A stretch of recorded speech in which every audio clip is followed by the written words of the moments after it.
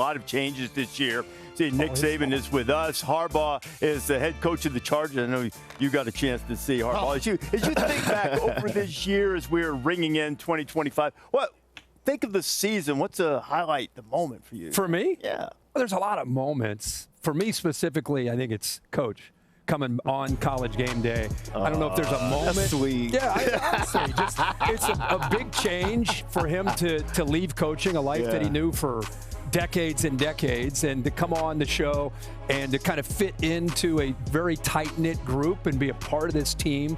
I think he's enjoyed it, and I think we've loved having you. So I think that's my great memory of this year, having you part of our ball club.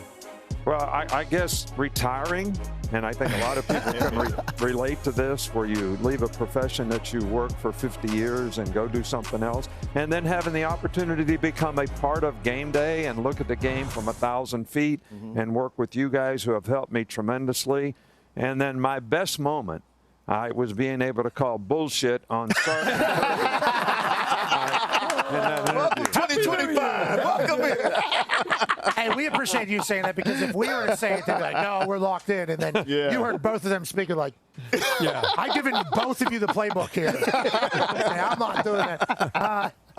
Honestly, you have been fantastic at TV, and the sports world's better because you're in it, you know, and I'm very lucky to be here with you. I think also just being a part of the college football season, there's so many magical moments that just pop up out of nowhere. How about out there in Cal when we visited and the Calgorithm went bananas? Yeah. What a moment. And then Daniel Villasenor. With his Vans on. With his Vans down, Daniel. He started something special that day. You know, we started raising some money for some hurricane relief in the South. And then we go down to the South. We go to Georgia. And Henry Silver knocks through an $800,000 kick from Bell, who actually won the raffle to do the kick. Yeah. And it was the first time anybody did this. And I was planning for it to happen at some point. I thought it was a super genius move by Bell. She was like, I can't make I won this. I can't make the kick. And then Henry from Indianapolis, Indiana, just looks at her and goes, I can make that kick. And he did. $200,000 richer, each of them, than another $400,000. How much money you give away altogether? So I think we're up to like $1.7 million on the year. So like $600,000 in wins. And then 1.1, I think, in donations, hurricane relief, and many other things. It's been a fun year. Yeah. And once again, honored to be a part of all of it in the magical moments. And college football has provided for us. Yeah. For me, it was Game Day in Michigan and Ann Arbor. It's always special to go back to Ann Arbor, but to have the twins, little twin, big twin, a.k.a. Desmond and Demir on the set with Jess. Jess did a really good job. My wife and I say that's the most we heard Demir speak in 18 years. It was fun. It was great. She relaxed them, and it was just a special moment to have my twins on set. With Jess, so that was great to have him on Game Day. He was waiting for the red light to come on. Yeah. He's like, you guys want me to talk for free? I don't think so. Put me on TV. Let me tell you a funny story. He said, Dad, it was so loud, I didn't know when to talk. When she stopped talking, when her lips stopped moving, I started talking. Yeah, he's a veteran. That's a savvy move right there, too. What about the most memorable game? I have a feeling I might know where this one is going. Yeah, well, for me, it was the just because so much is at stake in the game. And, you know, Michigan, they travel to Columbus.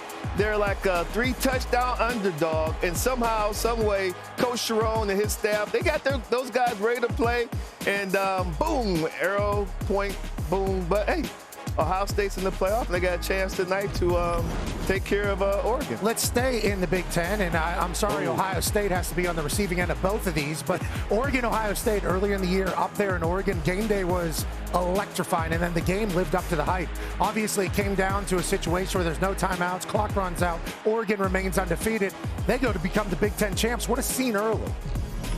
Well, you know, my big one was Bama had a great win over Georgia early in the season. This was a really hyped-up game between two great teams, and Bama jumped on them early. There was an electric atmosphere in the stadium. This was an unbelievable play by the freshman receiver, and just a great football game, and I really enjoyed that. But then you also have the disappointment sometimes. Highs and lows of football is then what happened at Vanderbilt was probably the biggest disappointment.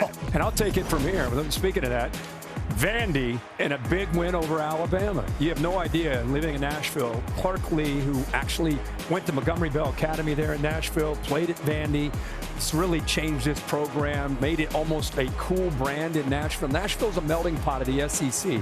So many different fan bases, and Vandy fans right now have a lot to be proud of with that program, and that win right there was monumental. I think that win right there, Rece, and guys, was like such a good indicator that the NIL and transfer portal was going to do a lot of good for a lot of teams. Yeah. Too. Mm-hmm. Like Diego Pavia going out there. 100%. Huge flips story. an entire thing, you know? And it's like, I think that game early set the tone. Like, chaos is going to happen this year, but also there's some good coming from this new world. You know, and you look even at a team that's playing in the quarterfinals today in Arizona State. I think they took 23 guys out of the portal. Wow. 17 of them started in the Big 12 championship game, so they got it right, and they've got a chance against Texas today. Big fella. And happy birthday. Happy birthday. Stanford Steve. Your birthday's today? Yeah. What idea? Happy birthday. What's the big memory for you there? 25 years ago today, being overthrown on a third down against Wisconsin. Every time I walk in the stadium, I think about it. But no, it's incredible to be here. Super special to be here on my birthday also. But going back to the games of the year, I go back. Des pointed out when the Twins were at Michigan, late that night, Boise State went to Oregon. Oregon needed 2 kick returns in that game. The world was introduced to Genty on a big stage. He had 3 touchdowns. I think just the way that game went and set the tone for those 2 teams being in the mix all year was the game of the year for me. Well, you know what, Steve? I remember watching that. Kirk, that was after you and I called Tennessee and North Carolina State, watching that game on my laptop in the hotel room. And you're sitting there at that time, and you're thinking, maybe Oregon's not great. Yeah. You know, and then it turns out that over the course of the season, Oregon's been the best team. Happy birthday, Steve. There we go. Thanks, Happy birthday. Happy How'd your bets go last week? We're pretty good. On fire. 7-1. 7-1. Yeah. Well, we won in 2009 on this field. First one in Alabama, which was a great memory. Called that one. But also the last game we ever played as a coach. Yeah, right here. Right here on this Right here. field. Blake Corum. Overtime loss to Blake Corum and Desmond Howard. Yeah, exactly. Hey, that was a great game. That was a great game. That was a fantastic game. We may have one just as good.